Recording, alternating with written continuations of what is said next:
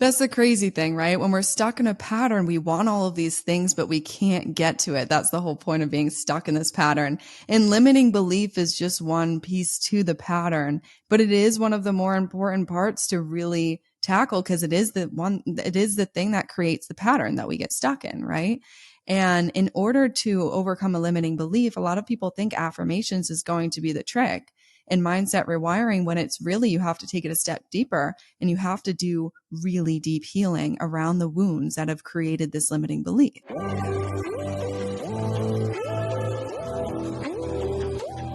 Hello, amigos. It's Celeste Leon, and welcome back to the Light to Success podcast, a place where we can discuss how to strengthen our mindset, increase our confidence, and maintain a high level of motivation to reach the next level of success in our lives. So, let's get started. Hello, friends, and welcome back to the Light to Success podcast. Today, I'm really excited to have this wonderful guest and coach because one of the main pillars of my podcast is mental strength. How can we upgrade our mindset and the way we view life so that we can truly accomplish our goals? So I am excited to introduce to you Lauren Plante.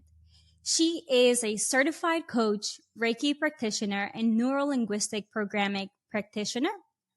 She has been a trained coach since 2020 with a background working in human behavior.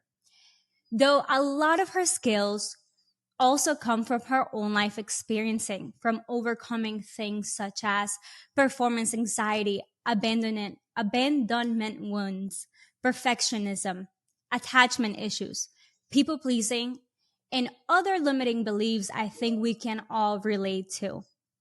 And now she supports purpose-driven professionals in breaking their mental patterns so that they can create a life of success and fulfillment. So thank you so much for being here today. I'm excited to kick off this conversation. Thank you, Celeste. I'm so excited to be here. Thank you for having me. Awesome.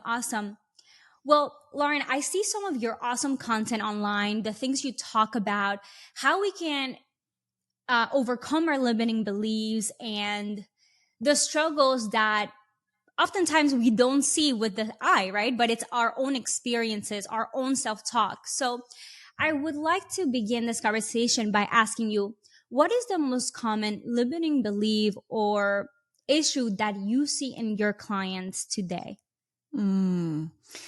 There are so many, but I would say the big limiting belief that I work with is I am not enough. I am not worthy. I am not deserving. Something along the lines of the self-worth category and not feeling worthy of the things it is they truly desire deep inside themselves. Okay, I see. I can definitely, I've seen that a lot in my clients and the women I've worked with. And how do you go about helping them overcome that? Because perhaps some of the more common tactics we see online is affirmations, things like that. And I do think it helps. I've certainly practiced it myself, but what else can we do or for our listeners, what can they do to overcome a limiting belief that when oftentimes it's something that they've been repeating themselves perhaps their whole life? Right. And even if you necessarily, maybe you do want to make that change, right? You definitely want to love yourself more. You definitely want to have greater self-esteem. So how do you go about overcoming that? Right.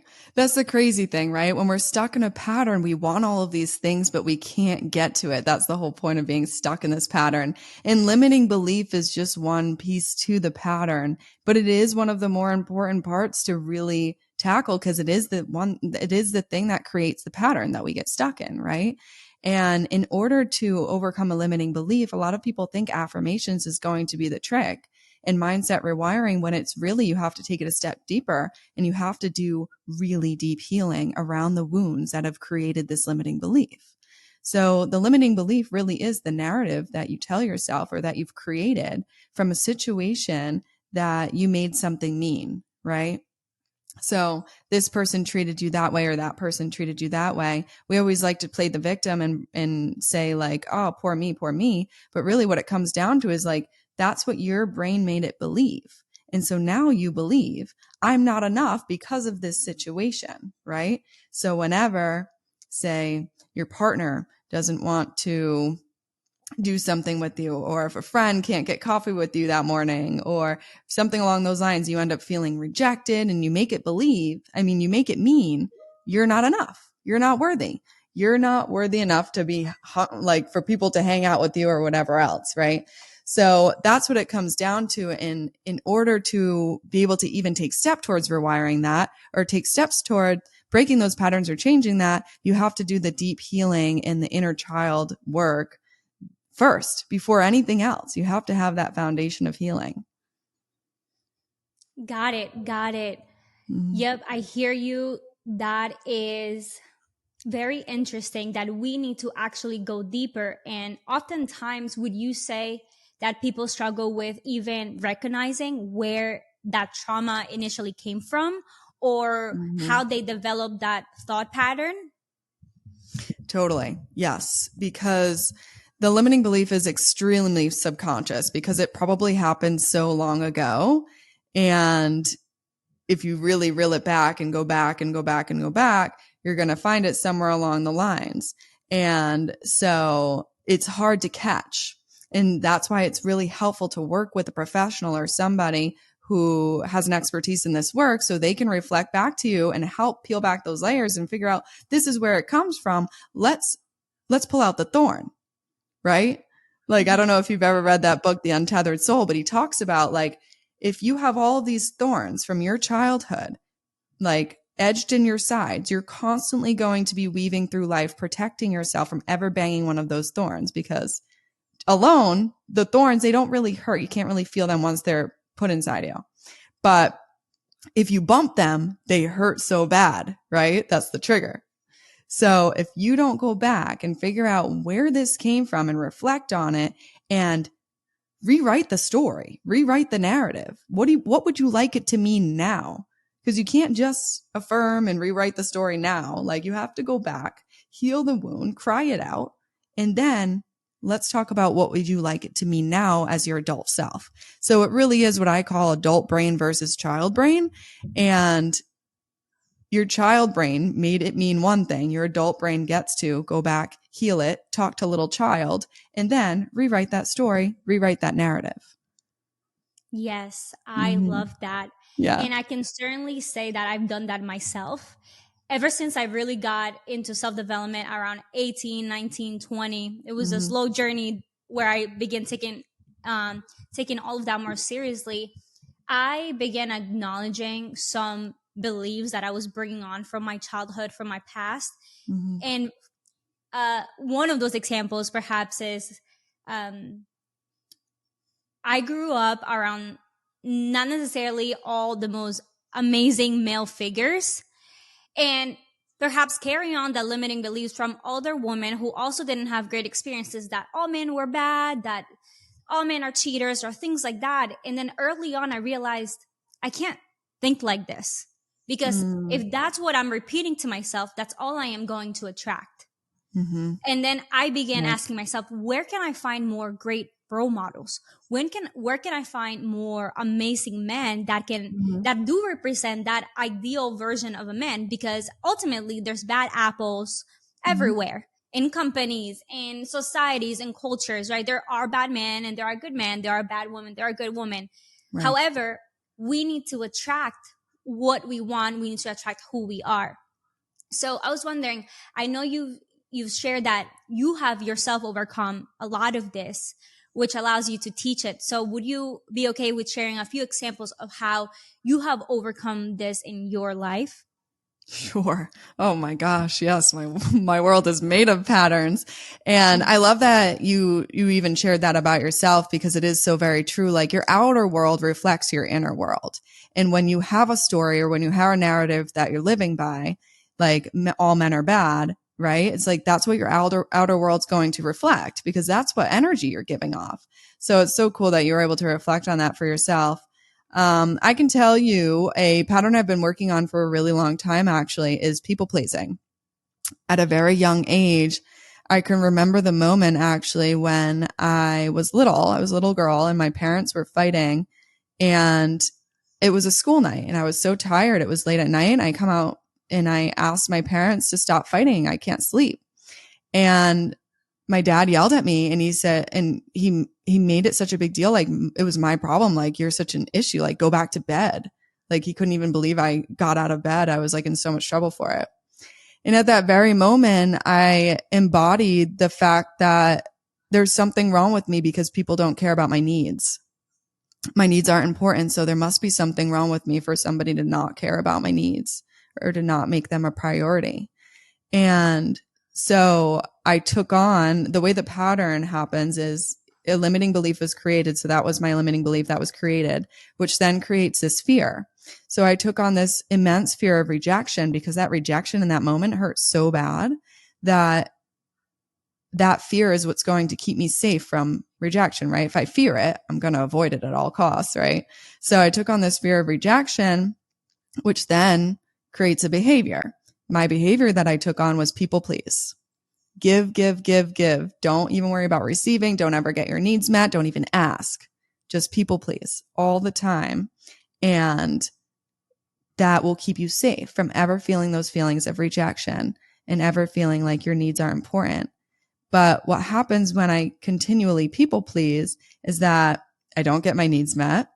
I end up not a priority in people's lives. I end up feeling unappreciated, which just ends up confirming my limiting belief of there's something wrong with me. And I just keep replaying this pattern and keep replaying this pattern.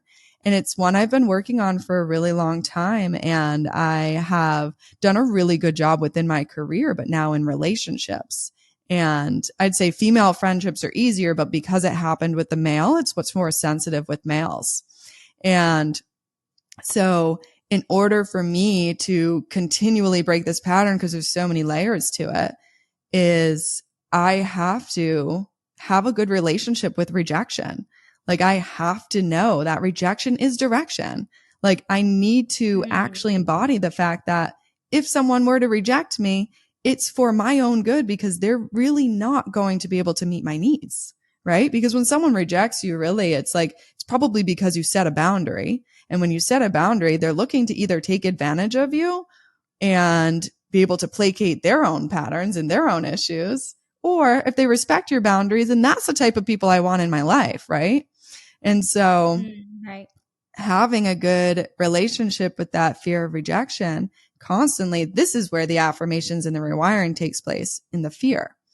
And so when I keep rewiring that, I'm then able to put my needs first. And every time I put my needs first, don't people please, sends my brain a message that our needs are important. Yes, there's nothing wrong with you.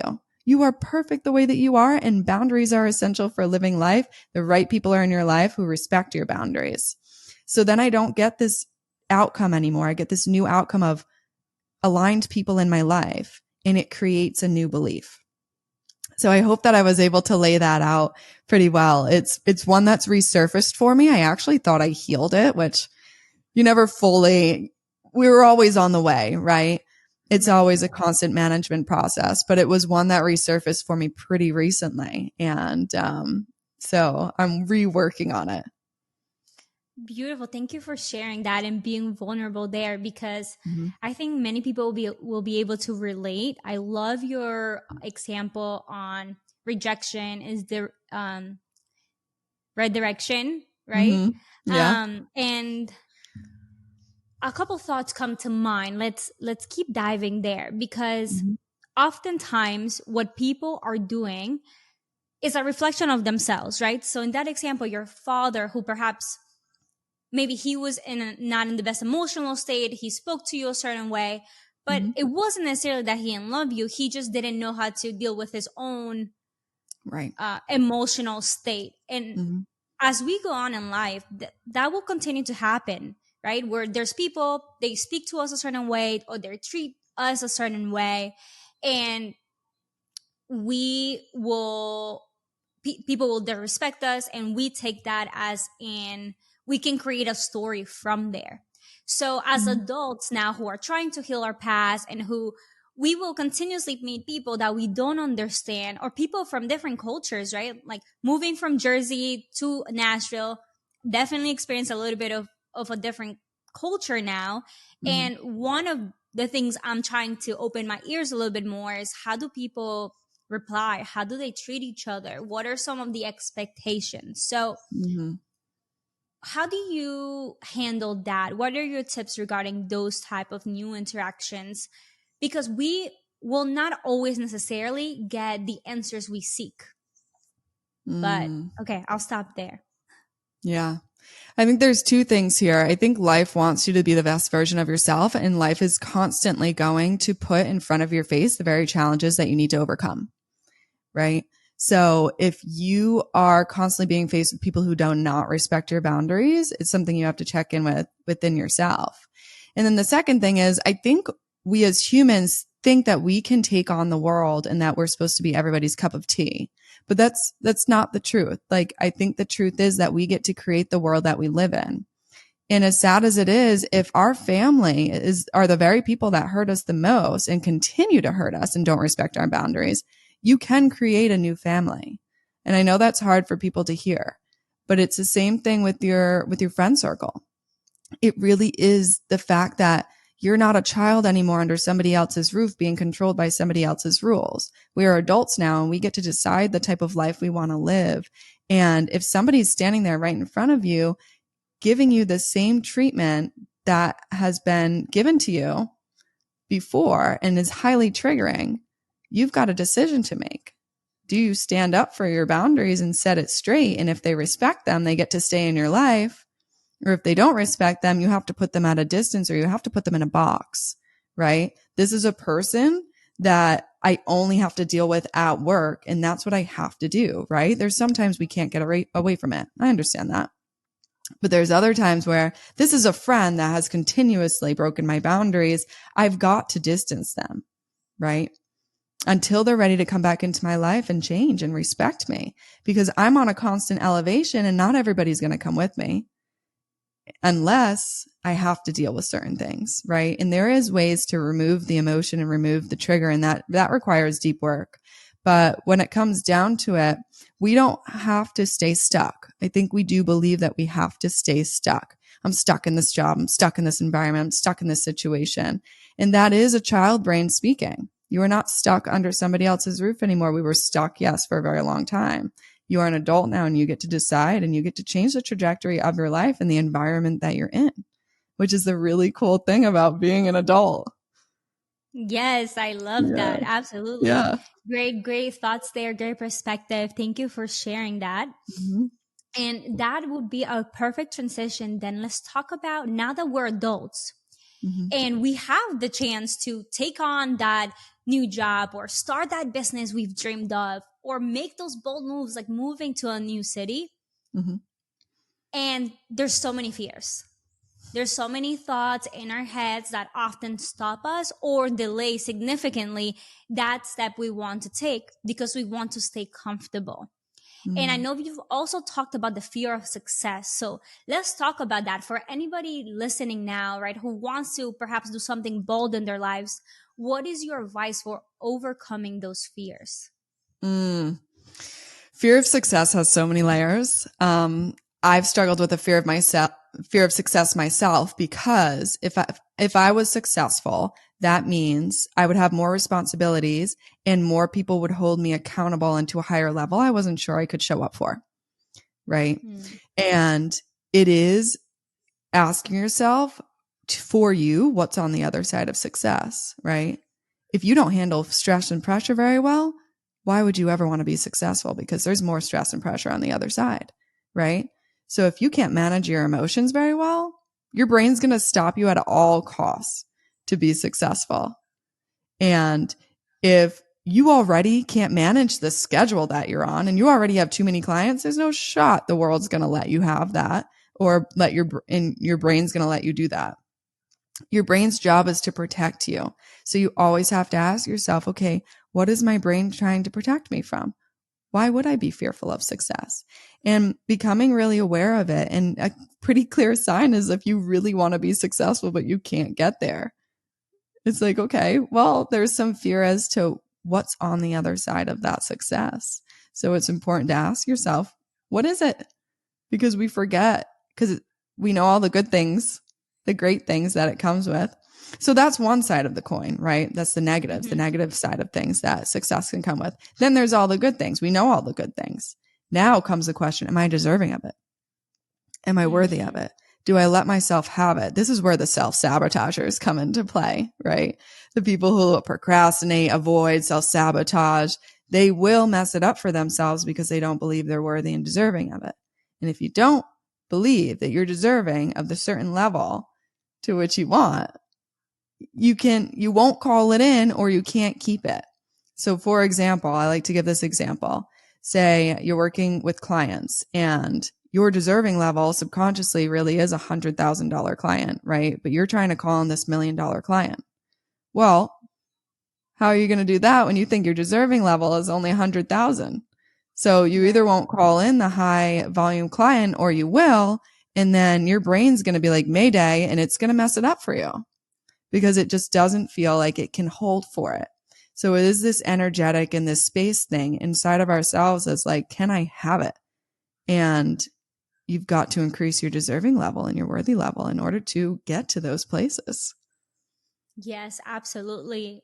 I love that perspective. Love the way you put it. And also a tip there could be surround yourself with people who are where you want to be, who do have those type of clients. And then perhaps you need advice. Perhaps you need a coach. Perhaps you need to invest in yourself to be able to handle that next level person.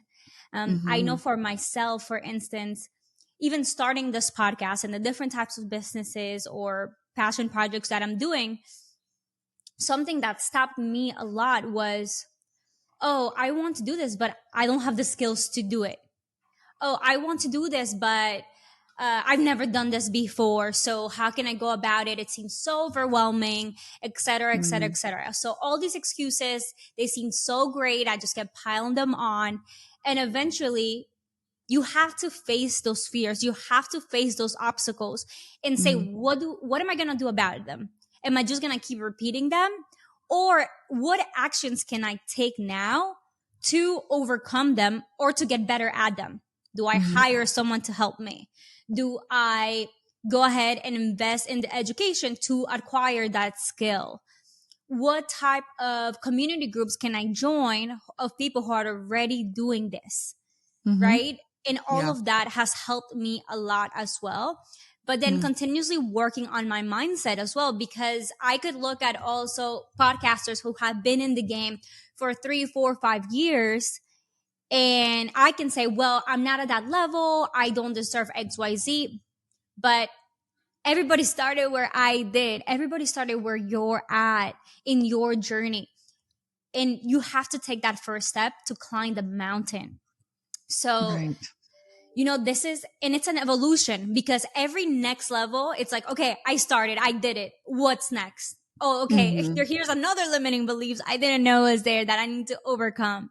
Here's a new thing that pops up, or like you said, that you thought you healed, and then this whole new situation comes by and it pops up again. So how do you handle that reevaluation of your patterns? And as you move up in life, how can we make sure that even though we may have healed something in the past, we continue to strive for growth and striving to cultivate that abundance mindset? Yes. I'm so happy that you brought this up, because the lack and abundance mindset is so fascinating. I actually had a client earlier today, and, we were breaking down his pattern, and he's like, I feel like I have a lot to prove. I'm like, well, that's a very lack mindset, right? Because you're constantly telling your brain by trying to prove something to somebody else that you're not enough. So you're constantly living in lack, right? And moving into an abundant mindset quite frankly is, I am enough as I am and I continue to grow every single day. And you do a really good job at this. It's really impressive actually, because you continue to take actions against your patterns. And whenever you take an action, you have to be conscious and very aware. When you ask me this question, my answer is like awareness, being aware of yourself, having somebody to help you reflect, or being in groups, like you said, like being in programs, whatever it is. Be aware, because every single action, every single move you make sends your brain a message. I'm either deserving or I'm not. I'm in lack or I'm abundance, right? It is the difference between, do you want to go left or do you want to go right? In which direction do you want to go? And do you want to go forwards? Do you want to go backwards? And for you, whenever you took an action, you're like, I'm going to put myself in that position because I'm trying to send my brain these messages of like, we are here. We are doing it. And that's the direction we're going in. Now, when you mix it all in, the fear, the mindset rewiring and reframing around the fear, the healing of the limiting belief, and the changing of the action, you mix it all together. That's how you break a pattern really, really fast. But the action piece is the most important. So when you're trying to merge into that abundant mindset, you have to ask yourself, every single move that you make, it's a conscious practice. Am I moving towards abundance with this mindset? Or am I moving in lack? And it could be so subconscious, but if you're sitting there trying to be successful because you've got something to prove versus it's your mission, it's your purpose to be here on this earth to do this very thing, and you do it because you want to serve and you want to make the world a better place, that's abundance. But if you're trying to prove to your old hometown friends, mom and dad and everybody else that you're worth it because other people told you weren't or made you feel like you weren't, that's lack.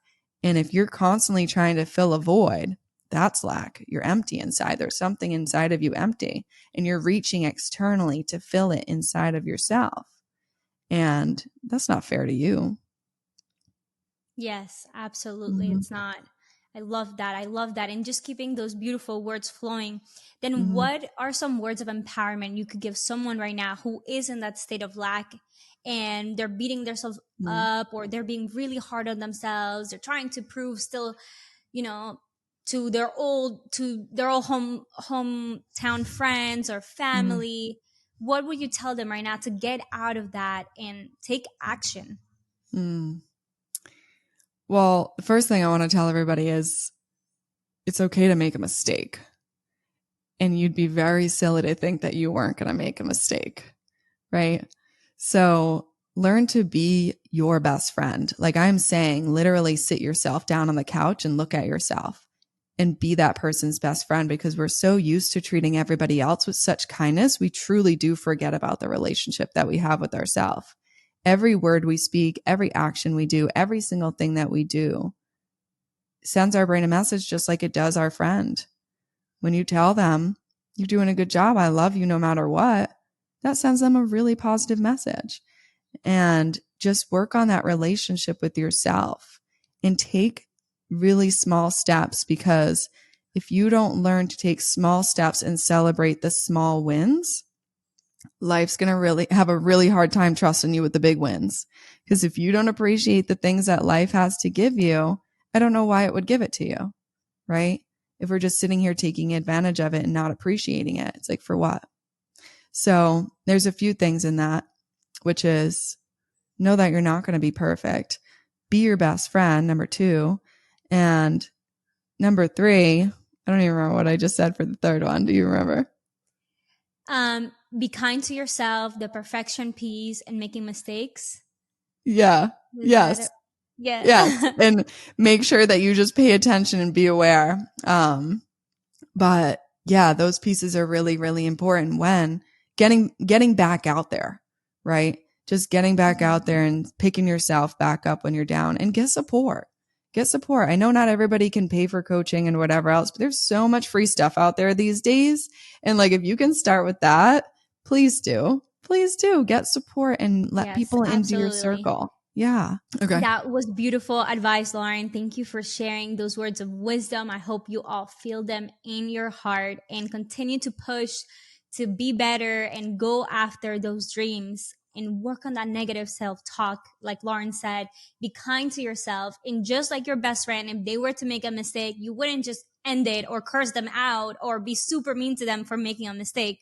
you would tell them it's okay. Let's get back up. Let's learn from it and keep moving forward. So I love that. Thank you for those words. And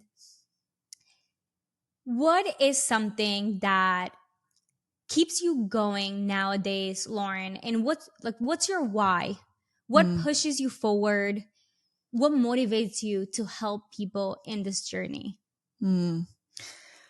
So I don't know if it's cliche or if it's not cliche, but really my answer is, and everybody has their source. And if this word makes you uncomfortable, I'm sorry, but replace it with another word of source, but God.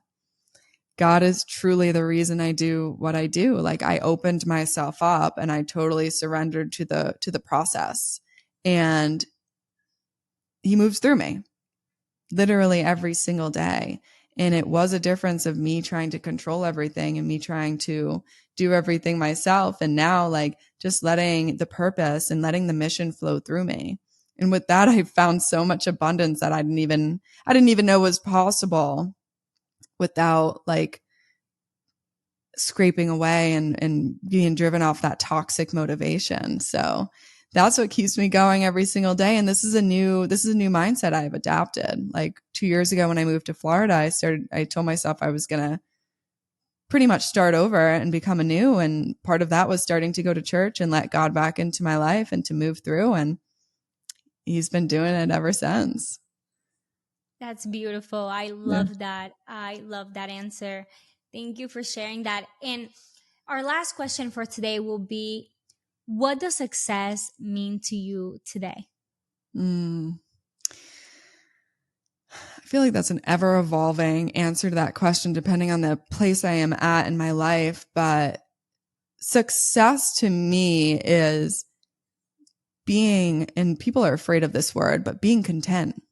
And when I say content, being at peace with where I'm at right now and being really proud of where I'm at and proud of the work that I do and being able to do what I want with my time and do my day to day because I love it and constantly create the life I want to live, because that's freedom. At the end of the day, I think people's answer is usually freedom, peace, or love.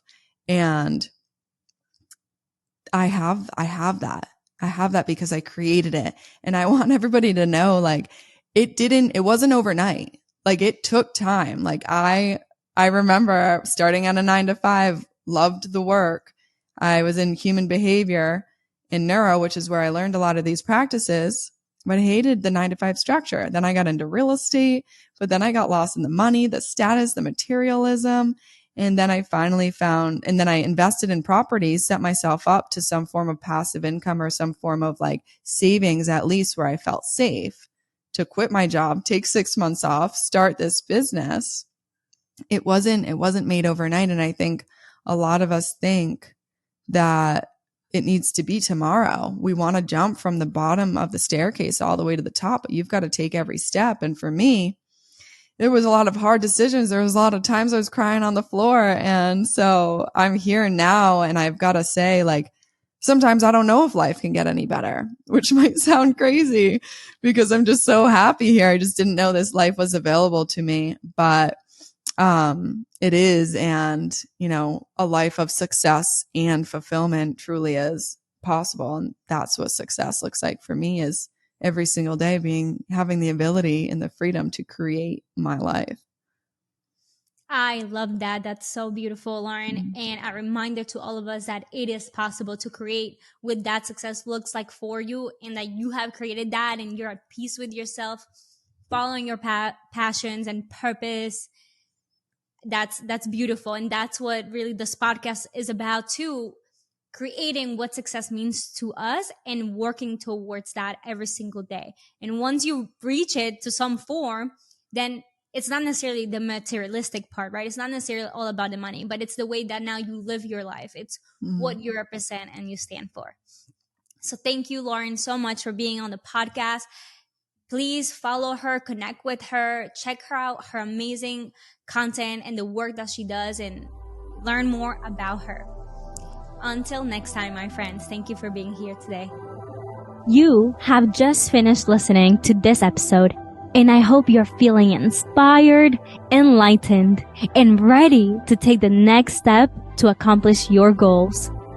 Make sure to check out the show notes for any information shared. And if this message impacted you, please share this wisdom with at least one person you care about, and let's grow this movement across the globe. Always remember that the light to success is you, my friend. Until next time.